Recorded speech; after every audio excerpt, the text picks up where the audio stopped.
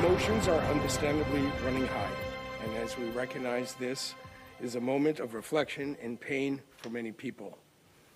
My role and the role of the Toronto Police Service is to keep people safe. Preparing for the anniversary of the October 7th Hamas-led attack on Israel. Tonight, officials lay out their plan to keep the peace here at home. Good evening. Police forces are on alert as tensions continue to run high in communities right across the country. Officers are planning to increase their presence and step up patrols amid a concerning rise in hate crimes since the terror attack and the war began. CTV's Scott Lightfoot joins us live with the story tonight. Scott. Yeah, Michelle, we're on Bathurst Street, just south of Glencairn. You can see behind me here, there is a police command post. This one is familiar to people in this neighborhood. It's not the first day it's been here, but there are now 3 that go along Bathurst, different areas. Now, these command posts, very visible. They're meant to provide a sort of a sense of safety for people in this area, people who might be feeling a little uneasy. As you mentioned, we're coming up on the anniversary of the October 7th terror attack.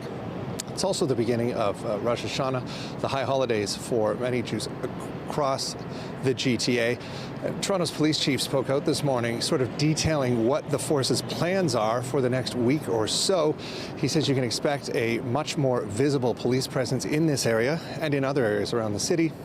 You'll see these command posts. You'll also see mounted units, uniformed officers, and you'll see, you actually won't see undercover officers, plainclothes officers as well. Just basically everything to make sure that these areas are safe. There will be a 4th mobile command post that will be dispatched to mosques around the city. Here's a little more of what happened today.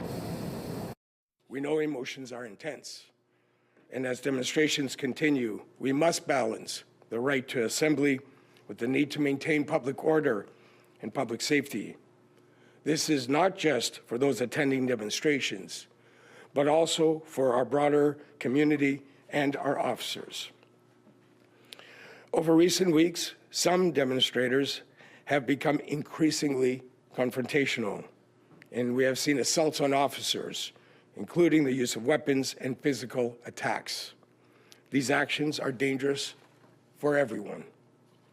Engaging in confrontations with law enforcement, obstructing officers in the course of their duties, or resorting to violence is not acceptable and will not be tolerated.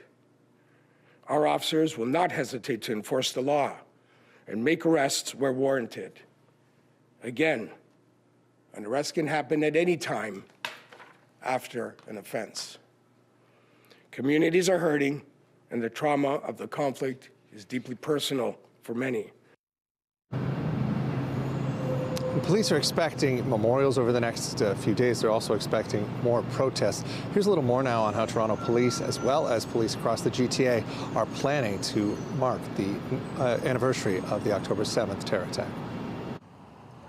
At the corner of this North York Shopping Plaza parking lot, a very visible sign of the presence of Toronto police. Emotions are understandably running high, and as we recognize this is a moment of reflection and pain for many people. My role and the role of the Toronto Police Service is to keep people safe. There are 3 command posts now operating along Bathurst Street, along with an increased contingent of uniformed officers. In York Region, 2 command posts will be set up, one stationary near the intersection of Bathurst and Clark Avenue, the other mobile throughout Vaughan, Richmond Hill and Markham. The reason we're doing that is because we know the community, the Jewish community, is not feeling safe at this time. Heading into the High Holy Days and with the anniversary of the October 7th terror attack on the horizon, police forces across the GTA are increasing their visibility in areas. It is a reality of being a Jew in Canada right now that we don't feel safe, that we recognize that there are increased threats against our community. And as Canadians, it's not acceptable. Toronto police say a 4th mobile command post will be sent to mosques across the city. As have occurred over the past year, both memorials and protests are expected in the coming days. People are saddened and horrified, and it's important to allow these protesters to continue to peacefully protest and continue their fundamental right to peaceful assembly. Toronto's police chief says there's been an increase in confrontation between protesters and police in recent weeks and warns that those who choose violence will face legal consequences. These actions are dangerous for everyone. Engaging in confrontations with law enforcement, obstructing officers in the course of their duties, or resorting to violence is not acceptable and will not be tolerated. Our officers will not hesitate to enforce the law and make arrests where warranted. Again, an arrest can happen at any time after an offense. Communities are hurting, and the trauma of the conflict is deeply personal for many. And the chief says the Toronto Police Service has made more than 70 protest-related arrests since October 7th of last year. Putting live on Bathurst, I'm Scott Lightfoot. Sean, back to you. Thank you, Scott. Still to come tonight, the escalation of violence in the Middle East amid the unrest in multiple fronts. This as international leaders join forces in their calls for peace. But first, we are following breaking news. A police officer has been taken to hospital after being shot in the area of Yonge and Eglinton. This is chopper visuals from above the scene. This happened around 5:30 p.m. Police say the officer was taken to hospital by an emergency run. One person was arrested at the scene, while a second suspect is still outstanding. To give you a little context, Toronto Police Operations reporting on social media that officers were conducting an investigation and they had stopped a vehicle, and then this officer was shot. The officer is in hospital. It's not clear at the moment the condition of the police officer, but we will continue to follow this breaking news out of Midtown. Again, an officer shot at Yonge and Eglinton about a half an hour ago. We will move on to some other news, but keep on top of this and bring you any updates as they become available. We take you to Toronto City Hall now, where local leaders are embarking on an annual challenge, one that will impact the wallets of every homeowner in the city. We're talking about the budget, balancing spending, services, and taxes and fees collected from residents. It comes on the heels of a historic tax hike. What's expected this time around? CTV's Natalie Johnson joins us live from City Hall with the story. Natalie. Well, Sean, the city says that it is in a much better financial position now than it was this time last year, but that there is still a lot of work to be done ahead of next year's budget. That work in the coming weeks and months will determine just how much tax Torontonians will pay. In the year of a record tax hike for Toronto, taxpayers have different takes on being asked to pay more. You can't overload people to the point where they will leave the city, you know. They will just say, I'm out of here, I can't do this anymore. I'm happy to pay the taxes to have the supports for a community. The city now looking ahead to next year, today launching 2025 budget consultations, asking the public to weigh in on how to spend and how to save. We want the budget to reflect people's priorities. It determines how we're going to set this city up for future generations. From big ticket items like TTC service or as simple as pothole repairs, it will all come at a cost. To pay for it last year, council hiked taxes a record-setting 9.5%, costing the average homeowner $338 more this year. Do you expect that something in the same realm might be on the table for this year? I don't know. I really don't know. Mayor Chow saying today it's too early to tell, and she doesn't want to prejudge the process. Too many unknowns at this point. How much are we getting from the feds in the province? How much saving can we get? And what's the final number? So I don't think we will know that until next year. The good news is that bridging the budget gap this year should be a bit easier than last. I can frankly say last year's budget was likely the most challenging budget I've had in 18 years of budgeting. It doesn't get overly easier, but I don't expect it to be as challenging. The mayor's message to taxpayers concerned about whether they could once again be asked to pay more in 2025. I think the key thing is not to worry so much. Saying it is still early in the process and everything is still on the table in this next big budget. There'll be 4 in-person consultation sessions on next year's budget in October, along with 2 virtual meetings. There is also an online survey on the city's website that you can fill out until the end of the month. Reporting live at City Hall, I'm Natalie Johnson. Michelle, inside to you. Thank you, Natalie. And still ahead, the next phase of Operation Auto Guard. York Regional Police launched new efforts to put a wrench in auto theft plaguing the region. But first, we'll take a live look outside tonight. It was a little bit cooler to start the day than we've become used to here in the GTA. Here's Jessica Smith with a look at the current conditions. Jessica. It feels cool in comparison, right? We've had such a warm start to the fall season, and that really hasn't changed. But today, because of a change in wind direction, it actually kind of felt close to where it should be. But really, a beautiful day start to finish. Lots of sunshine out there. And as we head into the evening, although we are going to cool down, we're still holding on to some above seasonal temperatures. Right now, we're in the mid to upper teens for the most part. So again, it is not cold by any stretch of the imagination, but this time yesterday we were significantly warmer. As we head throughout the rest of our evening, it gets a little cooler, but right now we're sitting at about 18 degrees apiece. Still lots of sunshine out there. Sitting at 12, a clear sky, a light wind, and it is getting closer to seasonal. Coming up, we'll have a full look at your long-range forecast. Right now, it's back to Sean and Michelle.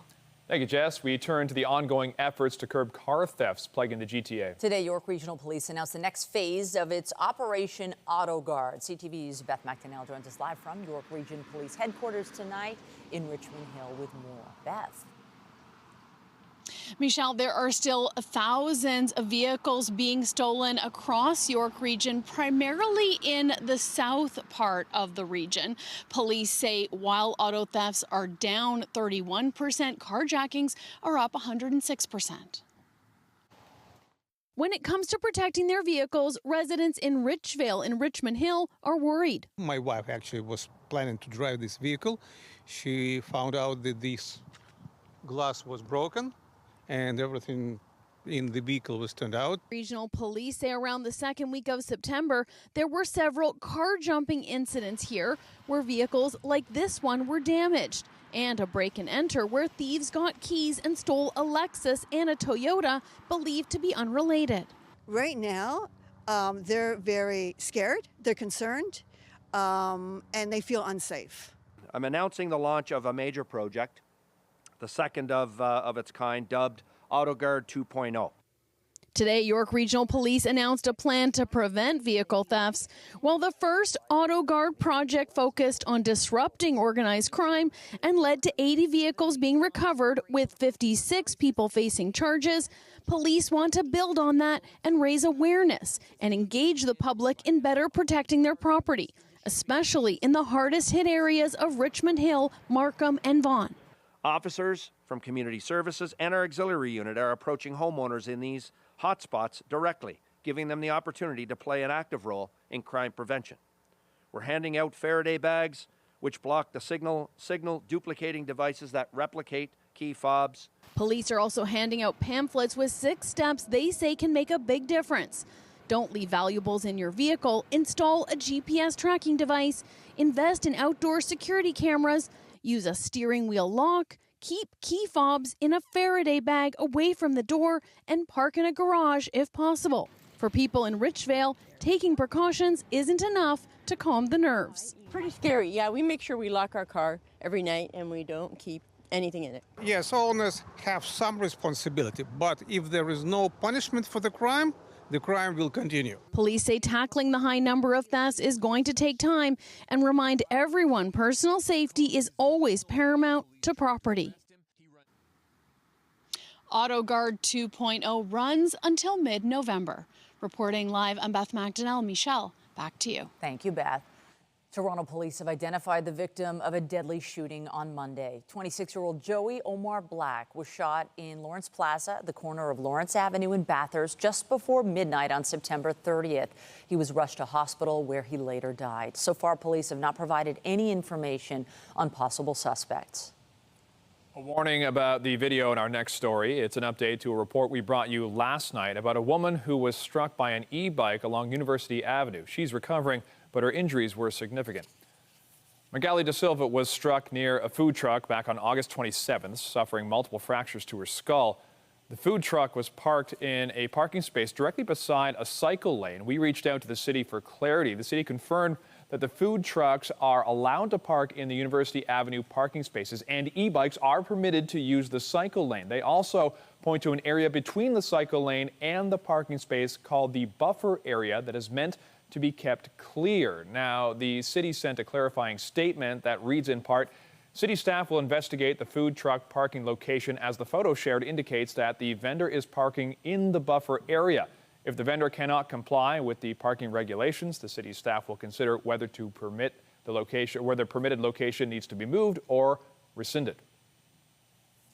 The city and the provincial governments are marking what they're calling a major milestone in building transit in Toronto. They say all phases of work to build the Ontario subway line are underway. CTV's Mike Walker joins us live now with more on the project and how it's hoped to help people get around the city. Mike?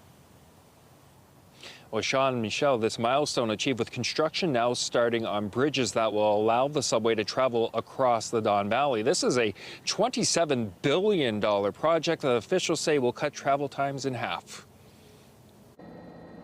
In the Don Valley, work is starting to build two massive bridges that Ontario Line subways will use to travel across the valley, connecting to a tunnel on the east side near Pape and elevated guideways through Thorncliffe Park. These bridges will carry Ontario Line trains across the Don Valley toward the downtown core, cutting transit times in half for families and workers across the line.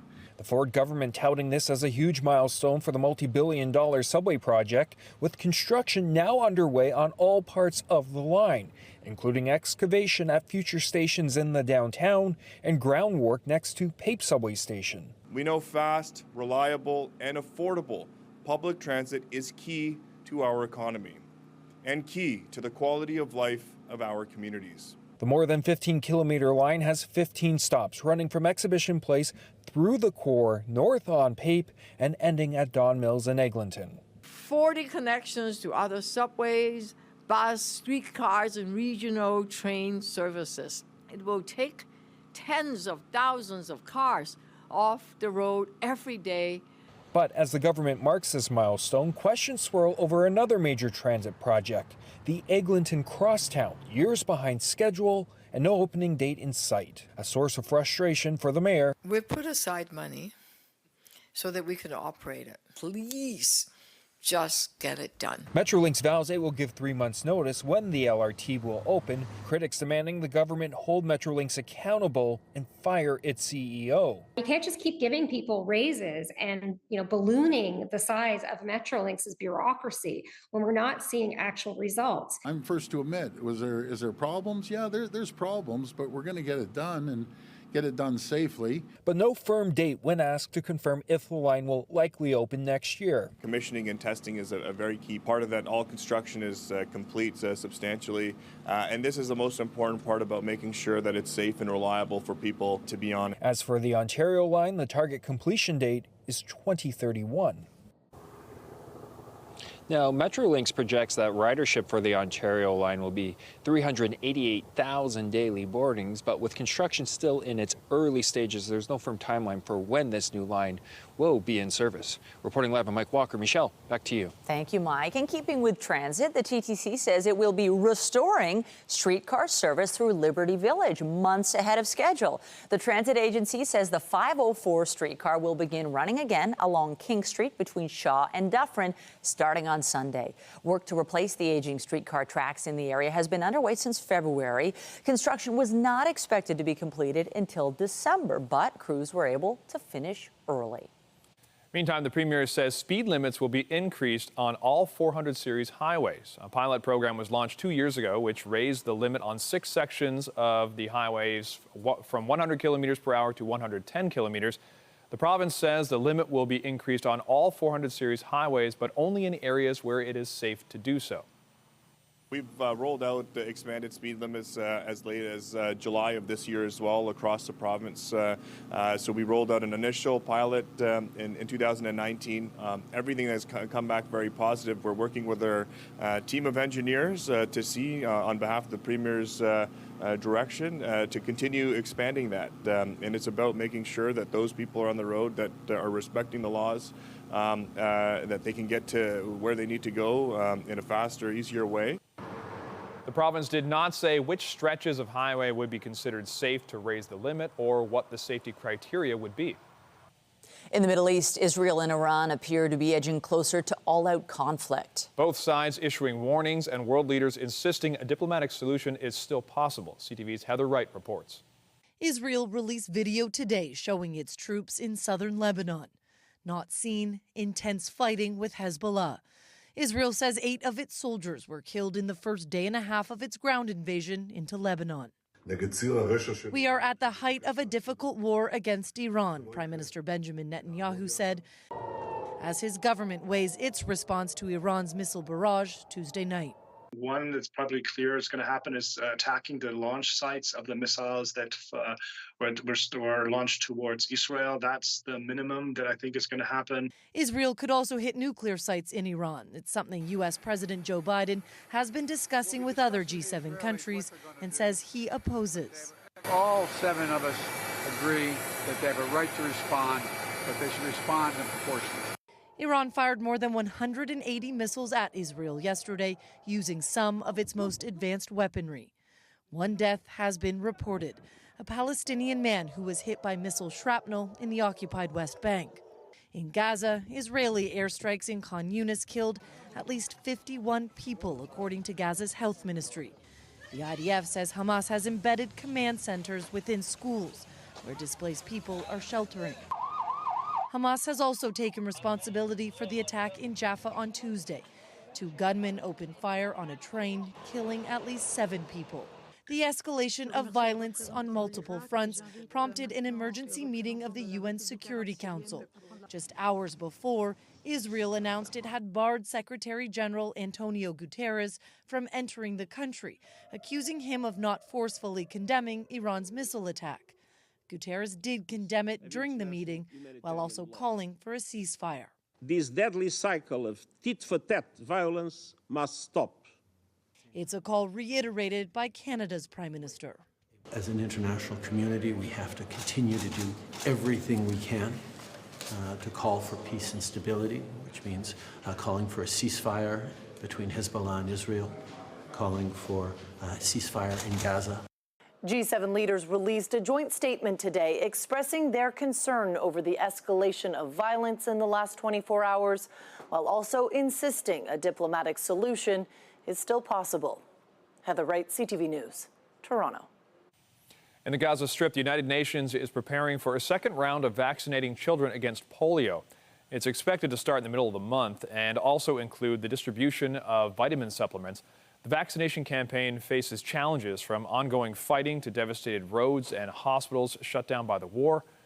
The campaign started early last month with the goal of inoculating 640,000 children. It began not long after the enclave reported its first polio case in 25 years. Up to 1,000 U.S. soldiers are being deployed immediately to assist with response and recovery efforts following Hurricane Helene.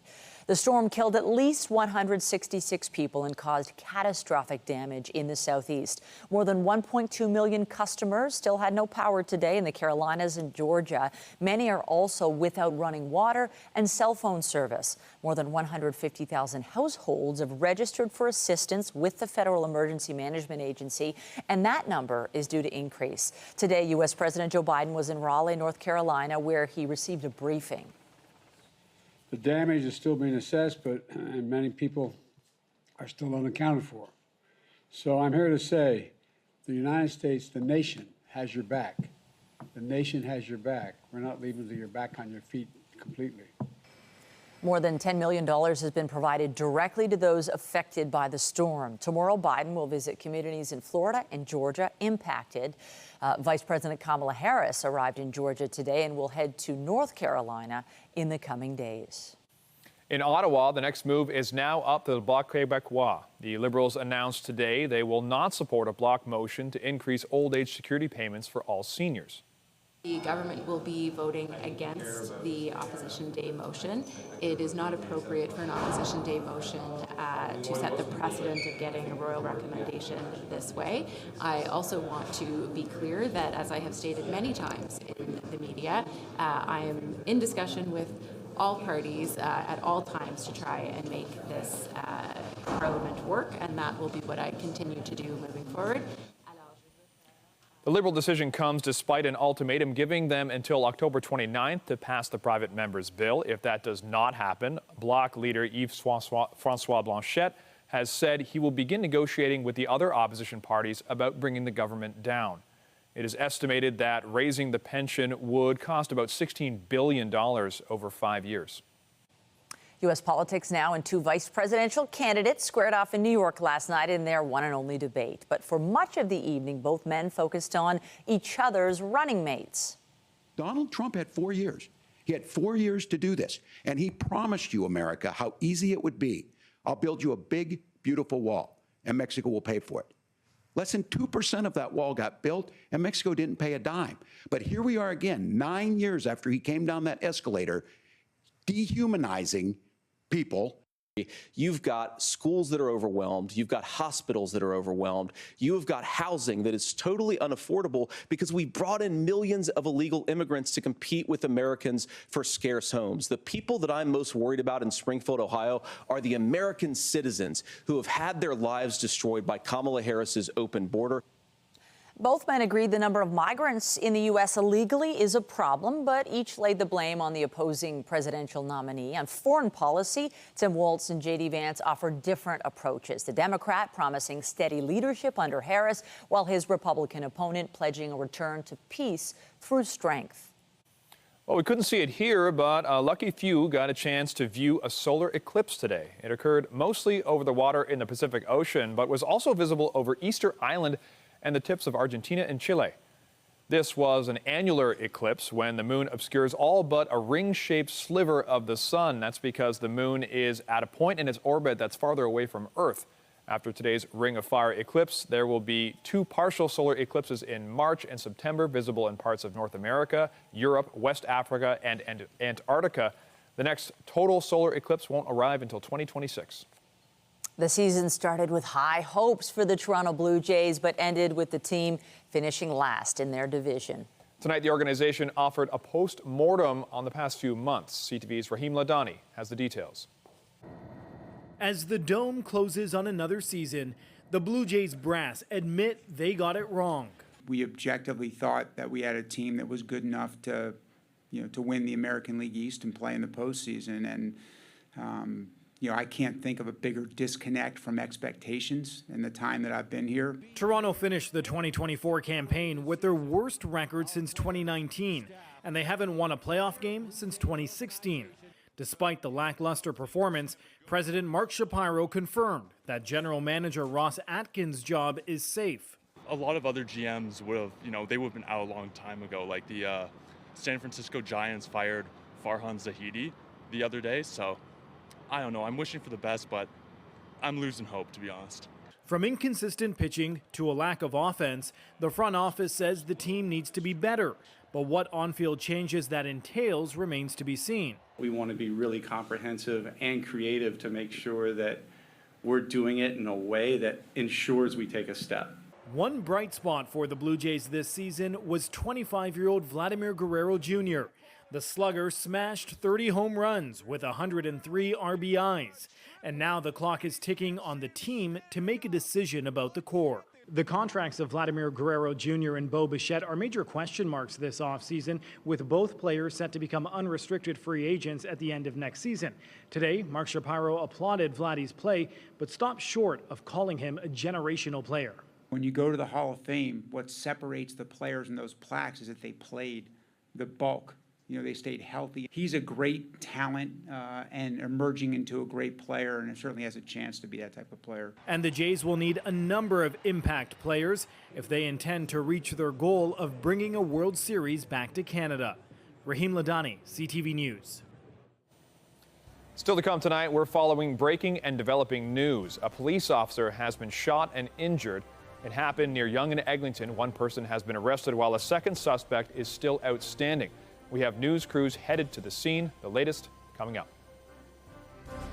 I'm Pat Foran. Coming up on Consumer Alert, if you're planning a large family trip, it can be expensive. So you may be looking for a deal, but be careful of offers you see on social media websites, as they could be a scam. One family just lost thousands of dollars. I'll have my report. That's just ahead. And although it was a noticeably sunnier day, it wasn't necessarily warmer. The hot spot today, Point Pelee, at 19.7 degrees. Coming up, I'll have a full look at your long-range forecast, including a bit of a warm-up for everybody on the way. And stay with us. We have another full night of great shows for you right here on CTV.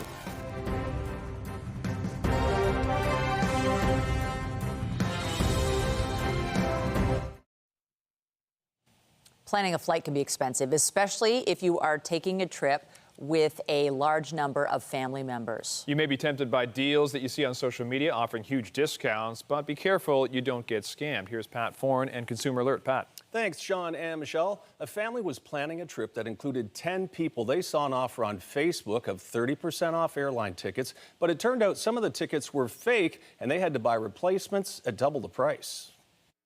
I felt like crying. It's a big amount. It's a hard-earned money. Nagat asked us not to identify her after she was caught in an online travel scam. She and 9 other family members were traveling to Mecca, Saudi Arabia last year. While she was on Facebook Marketplace, she saw an offer for international travel with a 30% discount. She contacted the seller who claimed he could get tickets from Air Canada at a reduced rate. She bought 10 airline tickets for $14,000, but when they got to the airport, 5 of them were fakes. That person actually right away blocked me from the system. I don't know. The phone wasn't working. No communication with him, that individual. At the last minute, they had to purchase an additional 5 tickets at a cost of $17,500. Air Canada was able to refund for the 5 fake tickets, but to make matters worse, that money went back to the scammer, not Nagat's family. The sad part is the Air Canada refund the money to the original credit card holder, whoever made that payment towards those tickets. Unfortunately, we're hearing about that more and more every week, every day. The Travel Industry Council of Ontario, TICO, is the province's travel regulator, overseeing travel agencies, tour groups, and websites. If you deal with a TICO-registered company, there's a complaint process, and you may be able to receive compensation if something goes wrong. Anyone selling fake tickets online could face charges, including fines and jail time. We've had success, and we're working some cases, as you know, where hopefully the scammers will be brought to justice. Buying travel through social media sites may offer little or no protections, a bit like the Wild West. Nagat has been trying for over a year with her bank and other agencies to get her money back without success. And you should be leery of any travel offer that comes in the form of a text message, email, or phone call, or that you find on Facebook, Instagram, or TikTok. It's worth paying more knowing you're not going to lose your money. On your side, I'm Pat Foran. If you have a consumer story idea, email us at alert@ctv.ca. Well, we are into October now, and I would argue it felt a little bit more like it to start the day today. Yes, Definitely felt in a nice fresh. way. In a nice way, Yeah. because we had the sun. I don't think you're ever complaining when there's sun. No, it's not a problem. It was nice. We'll take it. But we do know, around the corner, it starts getting, Jess, I don't want to clip your wings here.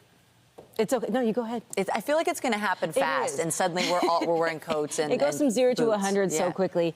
And I call it like the soup and sweater forecast, where I'm like, I just want soup and a sweater. Where it's like it's kind of cold outside. We're getting there. We're not quite there yet. I'm still eating, the stuff you eat in the summertime. I eat that all the time, anyways. But it is going to be warmer as we head in towards the end of the week before a bit of a switch happens as we head into the second week of October with more traditional fall weather. But it was a beautiful day outside, and we saw lots of sunshine out there. People were getting out and about. I feel like the animals were loving it, too. It's one of those forecasts where you want to get out and just, catch a flight, not feelings. And also, I feel like this might be an eagle, maybe a hawk. All my birding experts out there, I want you to holler at me. It's pretty cool, though. Listen, a cool shot from the chopper earlier today, and it was so clear, and it was so sunny.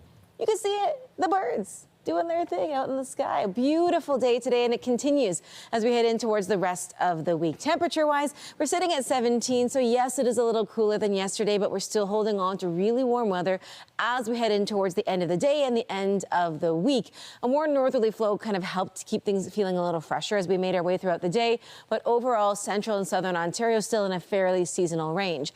Into this evening, we'll sit at 12. We should be at 8. The only places really that are kind of close to that seasonal mark are our friends out in Peterborough and out through Bancroft. Into the day tomorrow, back into that kind of mid-20 range. We'll be around 23. We should be at 17. It'll feel like 26. Lots of numbers. Needless to say, it'll be warmer than it should be as we head throughout our day tomorrow. Everybody kind of sitting in that kind of low to mid-20 range. That cold front that we had, it's gone, it's out of here. Behind it, high pressure, and we'll start to warm things up just a little bit as we head throughout the end of the week before the chance of some active weather returns. Through the rest of our evening, though, it's super nice outside. We're holding on to a ton of sunshine before the sun sets around 6:55. And then as we head into the day tomorrow, sunny to start, and then we see some cloud cover start to push its way in. The good news is it stays dry. We just don't get that brilliant sunshine maybe to end the day. And then as we head into our Friday, more sunshine to start, and then we're watching for a pretty weak system, a line of showers to make its way through, potentially bringing some active weather through the late afternoon, early evening, and then it's gone just in time for the weekend. But temperature-wise, we're still sitting above seasonal through your Thursday, through your Friday. Really beautiful forecast. As we head in towards the beginning of the weekend, it's closer to seasonal, lots of sunshine, and then we head in towards our Sunday, and we're looking at some scattered showers making their way through. Not a wash of a day, but if you do have outdoor plans or you're traveling, likely the rain is heavier into the second half of the day and through the evening. It kind of carries us into our Monday. We'll see some lingering showers to start the day, but again, a lot of that tapers off, and the chance of showers really lessens as we head in towards our Tuesday. But temperature-wise, it's where we kind of flip the script a little bit. We head in towards just 15 degrees for the high, 7 for the low. But that is seasonal. So we will see the drastic change kind of take place as we head in towards next week, but it's just a more traditional fall forecast. Michelle, I'll send things back over to you. Yes. Also tonight, Kids Help Phone taps into artificial intelligence in the quest to support mental health across Canada, how their new Accelerator initiative aims to better respond to the needs of youth.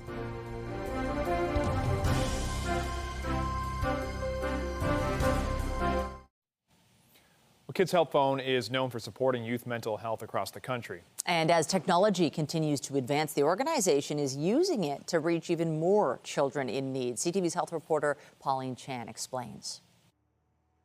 A new campaign features some of Canada's top athletes supporting mental wellness and Kids Help Phone. And the service is launching a new initiative called Accelerator in partnership with the Vector Institute.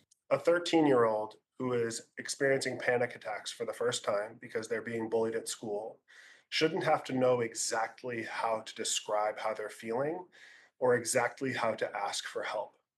We are building machine learning models that can translate youth language into a clinical context. The process, still under development, uses AI to interpret a child's non-clinical language and better respond to their needs. Last year, Kids Help Phone responded to 4.7 million calls, their highest number ever, and a quarter of those calls involved the topic of suicide. We see a growing volume around suicide, which is the second leading cause of death for young people in Canada. Accelerator also promises to help Kids Help Phone staff. Our Accelerator is investing in purpose-built technology for our frontline staff who have unique needs. It's not fair that they would be force-fit onto call center platforms that are developed for customer service agents.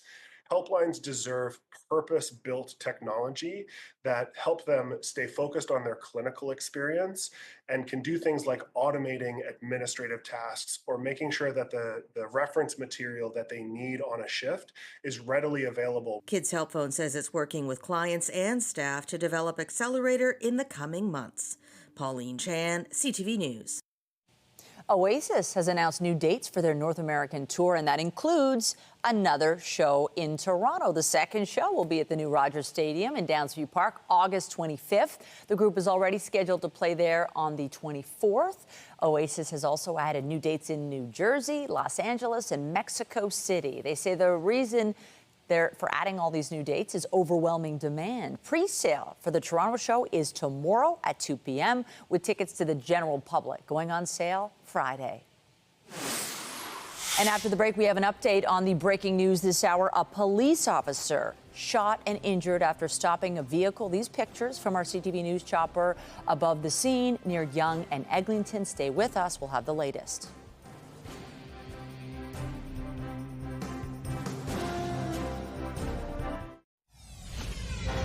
Updating our top story, breaking news tonight. A Toronto police officer was rushed to hospital after being shot. This happened around 5:30 near Yonge and Eglinton. Investigators say officers were conducting investigation and they had stopped a vehicle, and that was when the officer was wounded. There's no information yet on their condition. This is ground video of the scene where police say the officer discharged a firearm. One suspect was arrested there. Another is still being sought.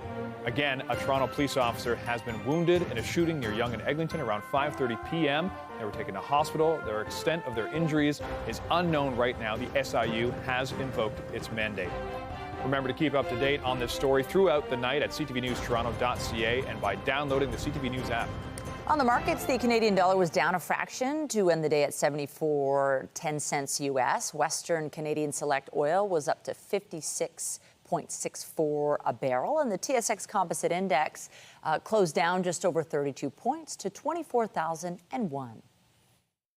The Business Report is brought to you by Canadian Western Bank, the bank built for business.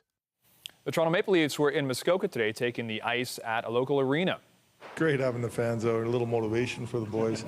But yeah, we had a good practice today. I was happy, got to work on special teams, and you know, guys put the work in today, which was good. It's always fun, you know, coming up here. It's 3-4 years doing this now, and it's always I think a trip guys look forward to, just kind of getting away, from your usual routine and kind of getting out here and spending time with one another in a different setting. So it was a lot of fun. The Buds held practice in Bracebridge as they continue to get ready for the season. The rink was packed with kids and other fans who got a chance to see their hockey heroes up close. It was extra special for those who haven't had a chance to attend a game in person at Scotiabank Arena. The Leafs' next preseason game is tomorrow night in Detroit. They play the Red Wings again on Saturday before starting the regular season October 9th in Montreal. Just ahead, fear is nothing but a state of mind when it's for a good cause. We'll tell you why a dozen brave souls were climbing down the side of a skyscraper when we return. Tonight, the election threat looms. They might hope that they will go further than October 29th. They will not. The Liberals turned down the Bloc's push to boost old age pensions. Later on CTV National News. A reminder, the CTV News at 6 podcast is available as a download every weeknight. And a special hello to those of you listening to the newscast live on News Talk 1010.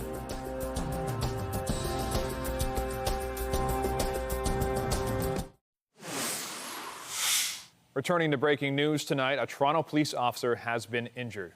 It happened near Yonge and Eglinton. CP24's Beatrice Vaisman is on the scene where this officer was shot. Beatrice, what more are you learning? Still very slim on details, Michelle and Sean, but we know the officer was rushed to hospital with what's called an emergency run, lights and sirens going, police escort. It sounds like the officer has suffered some pretty serious injuries. Let me show you what the scene looks like right now. This is just south of Eglinton near Yonge, where we're parked. This is Redpath Avenue, and we're facing Lillian Street. It sounds like it was actually on Lillian Street that this shooting happened. It was at 5:30, Sean and Michelle, that this happened. We've learned from Toronto Police that officers were here conducting an investigation.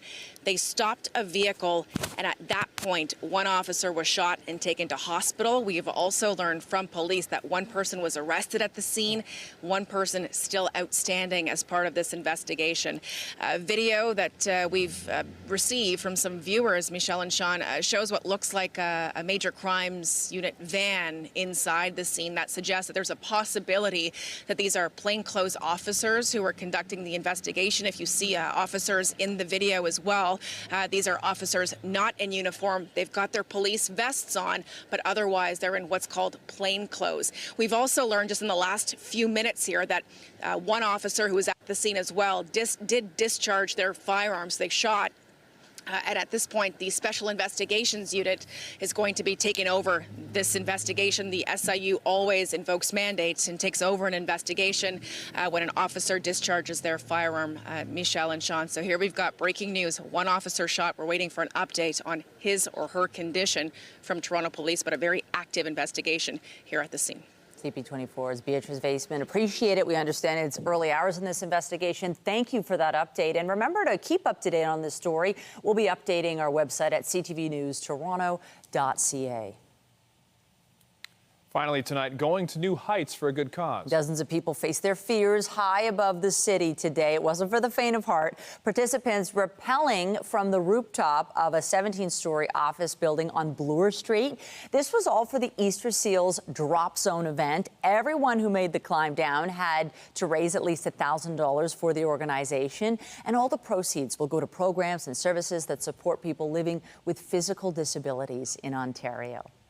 To be able to raise funds to send a kid to camp for Easter seals is just, a wonderful thing to do. This is a great way to earn money and to maybe, broaden all of our boundaries a little bit. Why not challenge yourself? You look at other people, and especially when you look at people that are less able-bodied than me, they are able to do this, and if they can do it, so can I.